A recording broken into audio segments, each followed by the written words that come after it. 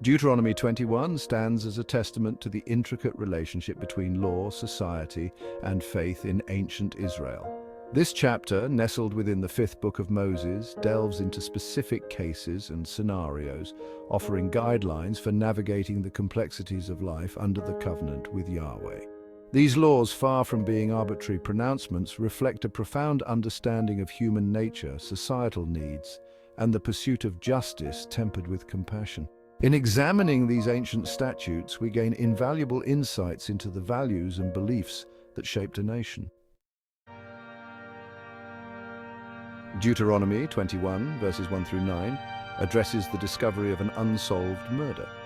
The discovery of a body, slain and unclaimed, presented a unique challenge in ancient Israel. The law mandates that the elders of the nearest city must perform a ritual involving a heifer, washing their hands to symbolize their innocence.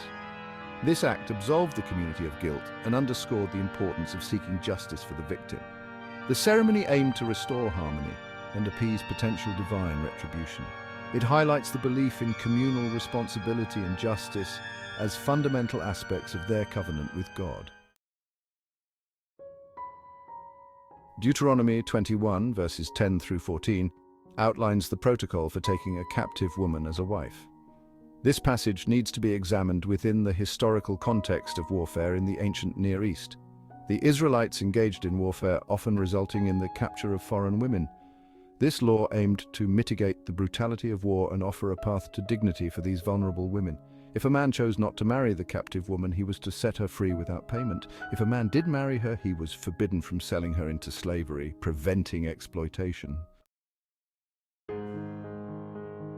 Deuteronomy 21, verses 15 through 17, addresses the rights and inheritance of the firstborn son.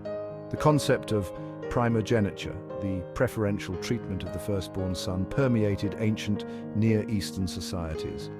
The firstborn son inherited a double portion of the father's estate, signifying his elevated status and responsibility within the family. This law formalized this custom, ensuring the continuity of lineage and the smooth transfer of property across generations. However, the law also recognized that family dynamics could be complex. A man with multiple wives might favor a younger son born to a more beloved wife. This favoritism could lead to disputes and disrupt the social order. The law therefore explicitly forbade a father from disinheriting his firstborn son based on personal preference. This provision aimed to uphold fairness and prevent familial discord that could escalate into wider societal unrest. This law reveals the importance placed on maintaining order and stability within both the family unit and the larger community. The rebellious son, a family's last resort. Deuteronomy chapter 21, verses 18 to 21, addresses a persistently rebellious son. This passage depicts a son showing consistent disobedience and disrespect. The law applied in extreme cases where the son posed a threat to the family's well-being. Parents brought their son before the city elders with evidence. Elders, as judges, determined the appropriate action. If proven incorrigible, the son could be sentenced to death by stoning. This severe punishment aimed to deter extreme behavior and protect societal order. Execution and the reverence for life. Deuteronomy chapter 21, verses 22 to 23 addresses the treatment of individuals condemned to death. This passage, while seemingly gruesome, reflects a profound respect for human dignity even in death. It states that the body of a person executed by hanging should not remain on the tree overnight, but must be buried the same day. This practice served several purposes. Firstly, it prevented the desecration of the body, which was considered disrespectful to both the deceased and God. Secondly, it prevented the spread of disease, as leaving a corpse exposed could lead to unsanitary conditions. Thirdly, and perhaps most importantly, it emphasized the sanctity of life. Even in death, the individual deserved a proper burial, a final act of respect and acknowledgement of their inherent worth as a human being created in the image of God. This law, often overlooked, highlights the balance between justice and compassion that characterized the Israelite legal system. Corporal punishment, discipline, and deterrence. Deuteronomy chapter 21, verses 18 to 21, addresses the use of corporal punishment, specifically flogging, as a means of discipline. This passage, often misconstrued, needs to be understood within the context of ancient Near Eastern legal practices, where corporal punishment was a common form of punishment. The law stipulates that a man could beat his wife, but it explicitly limits the severity of the beating, stating that if he causes serious injury, he will be punished. This provision aimed to prevent excessive cruelty and ensure that punishment remained within reasonable bounds. The law also outlined specific punishments for causing injury to a pregnant woman, highlighting the value placed on both the life of the mother and the unborn child. While corporal punishment is no longer considered an acceptable form of discipline in many societies today, this law reflects the prevailing cultural norms of the time and the attempt to regulate and mitigate the potential for abuse within those norms. Straying animals, a community of responsibility. Deuteronomy, chapter 21, verses 1 to 5, tackles this seemingly mundane issue of encountering a stray animal. This law mandated that if a person came across a lost animal belonging to a fellow Israelite, they were obligated to return it to its owner. This seemingly simple act carried profound implications, reflecting the communal values at the heart of Israelite society. In a world without fences or modern identification methods, losing livestock could spell disaster for a family's livelihood.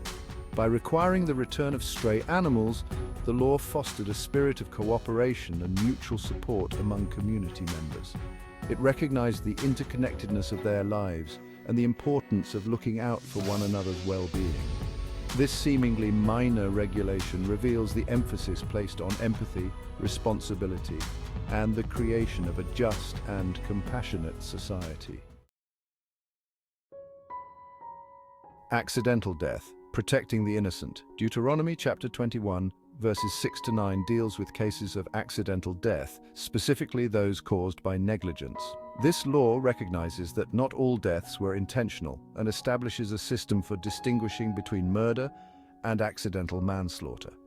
If a person was killed due to the negligence of another, such as an unsecured ox goring someone, the law provided a refuge for the perpetrator. They could flee to a designated city of refuge where they would be protected from vengeance killings by the victim's family. This provision acknowledged the devastating impact of unintentional killings on both the victim's family and the perpetrator. It sought to prevent cycles of revenge and bloodshed by offering a path to justice that considered the circumstances of the crime. This law highlights the importance of due process, the need to differentiate between intentional and accidental harm, and the pursuit of restorative justice rather than solely punitive measures. Justice for all widows, orphans, and the vulnerable.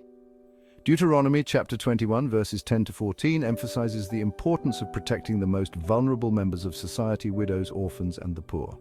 This passage reflects a deep concern for social justice and the equitable treatment of all members of the community. It explicitly forbids the mistreatment or exploitation of these vulnerable groups, who were often subject to abuse and neglect in the ancient world. The law mandated that loans should not be made with exorbitant interest to the poor, and that fair wages should be paid to hired workers regardless of their social standing.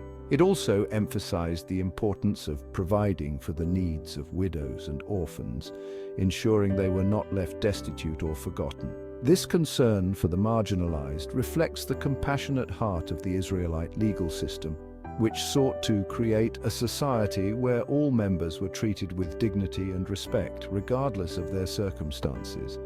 This law serves as a timeless reminder of the importance of social responsibility and the pursuit of justice for all. Conclusion: a timeless tapestry of justice and compassion. The laws enshrined in Deuteronomy 21, while rooted in the specific historical and cultural context of ancient Israel, offer enduring lessons for navigating the complexities of human interaction and the pursuit of a just and compassionate society. These laws, far from being archaic relics of a bygone era, provide insights into the timeless challenges of upholding justice, maintaining order, and caring for the vulnerable. They remind us that laws, at their best, should reflect a deep understanding of human nature, a commitment to fairness, and a profound respect for the dignity of every individual. As we grapple with the complexities of our own time, the wisdom embedded within these ancient statutes continues to offer guidance and inspiration for building a world where justice and compassion prevail.